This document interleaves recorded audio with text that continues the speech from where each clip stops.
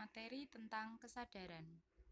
Tafsiran mimpi dalam Islam, mimpi dan tradisi, dan hipnosis. Kelompok 7 yang beranggotakan saya, Puji Lestari, NIM 20070160009, Muhammad Arazi Adam 20070160023, Isnaini Islahiyati 20070160025, Risman Wardana 20070160023. Tafsiran mimpi dalam Islam. Penafsiran mimpi membutuhkan pengetahuan luas, penglihatan jernih, dan kepekaan. Pengetahuan ini harus didasarkan pada sendi-sendi dasar agama, nilai-nilai spiritual yang dalam tradisi-tradisi moral dan budaya. Dalam Islam, penafsiran mimpi pemula mengetahui bahwa ada dua jenis mimpi. Jenis pertama adalah mimpi yang datang dari Allah, dan jenis kedua adalah mimpi yang datang dari setan. Mimpi yang baik berasal dari Allah Subhanahu wa Ta'ala, yang merupakan sejenis wahyu yang datang kepada seseorang yang baik dan dapat memberikan kabar baik atau peringatan. Mimpi-mimpi seperti itu juga dapat membuat hati seseorang merenungkan perbuatan-perbuatannya dan menjadikan sadar akan kelalaiannya. Di sisi lain, mimpi itu dapat pula menjadi teguran atas perbuatan buruk yang dilakukan, atau sebuah tindakan yang secara keliru diduga sebagai kebaikan atau sebuah persahabatan baru yang dapat membawa ke neraka, atau sebuah penjelasan tentang perilaku pada keluarga dan sahabat-sahabat, atau juga menjadi bimbingan spiritual dan sebagainya.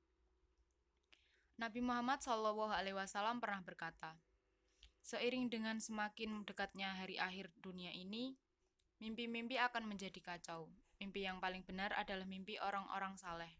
Jadi, jika seseorang melihat mimpi yang tidak disukainya, ia tidak boleh membicarakannya pada orang lain dan ia harus segera meninggalkan tempat tidurnya untuk menunaikan salat. Sebagian penafsir mimpi membagi mimpi ke dalam 3 kategori, yaitu 1. Mimpi yang baik merupakan kabar gembira dari Allah Subhanahu wa Ta'ala. 2. Mimpi yang bangkit dari nafsu dan kecerundungan pribadi. 3. Mimpi serat dengan tekanan akibat dorongan setan. Sebagian akibat dari mimpi-mimpi ini, orang dapat terbangun dalam keadaan bahagia atau ketakutan. Sebagian mimpi mengakibatkan kegembiraan, sementara sebagian lainnya menimbulkan kegeriaan. Dalam kenyataannya, kelemahan manusia disebabkan oleh tindakan tidak sengaja seperti pelanggaran atau hal-hal yang disebut pribadi. Setiap mimpi mengandung makna yang berkaitan dengan karakter, tindakan pikiran, niat, harapan sifat, kenalan, urusan, dan lingkungan seseorang. Namun, ada juga kemungkinan seseorang terjaga dalam keadaan ketakutan akibat mimpinya. Meskipun mimpi itu memberikan tanda kebahagiaan dan kebaikan, atau terjaga dalam keadaan bahagia meskipun mimpinya mengandung arti nasib buruk dan kemalangan. Mimpi dan tradisi. Menjelaskan mimpi membutuhkan pemahaman lebih jauh tentang agama, seseorang, dan lingkungan sosial budayanya. Misalnya, jika seseorang ditawari sebuah jeruk dalam mimpinya, dan jika jeruk itu bukan berkontonasi uang atau seorang anak, maka mimpi itu pemalsuan atau kebohongan. Jeruk dalam mimpi biasanya pemalsuan dan kebohongan. Lalu, jika seseorang melihat dalam mimpi tangannya lebih panjang dari biasanya, berarti ia suka memperlihatkan kebaikan atau perbuatan-perbuatan yang berarti keramahan.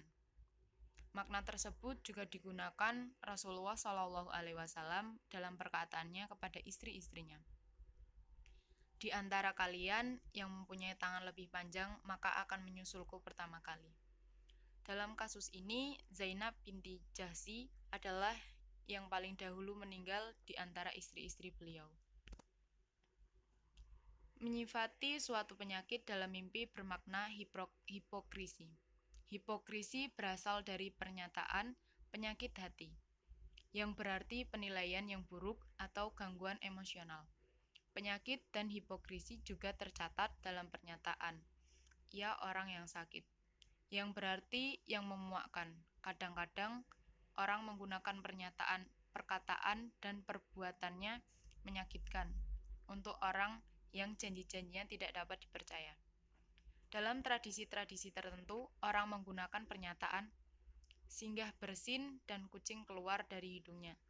Tradisi ini disebarkan dari kisah-kisah rakyat tentang kapal Nabi Nuh alaihissalam. Dalam pengertian ini, menjelaskan mimpi. Ingus dapat diartikan anak bandel atau kurang ajar atau bayi yang baru lahir. Dalam pengertian yang sama, cairan yang terpancar dapat berarti seorang anak laki-laki. Hipnosis. Hipnosis pada dasarnya merupakan cabang psikologi terapan. Psikologi terapan adalah teori, konsep, metode, dan teknik dalam ilmu pengetahuan perilaku yang dikenakan pada berbagai bidang kehidupan manusia. Sebagai cabang psikologi, saat ini ilmu hipnosis berkembang pesat sehingga memunculkan nama-nama baru dalam hipnosis, seperti turbohipnosis, Erikson hipnosis, dan hipnoterapi. Kemudian para ahli hipnosis membagi-bagi hipnosis untuk kebutuhan khusus, seperti hipnoselling, komunikasi berpengaruh yang digunakan penjual untuk mempengaruhi konsumen dalam melakukan jual beli. Hipnoparenting, komunikasi berpengaruh orang tua untuk mempengaruhi anak mereka. Hypnotizing, komunikasi berpengaruh yang digunakan guru untuk menarik belajar untuk pelajar. Dan hypnowriting, komunikasi mempengaruh yang digunakan para penulis untuk mengasuh pembaca terhadap karya tulis mereka. Mitos hipnosis. Ketika ahli hipnosis berbicara dengan nada datar, tangan Anda terasa semakin ringan, dan ringan tangan Anda naik dengan sendirinya. Terangkat dari meja.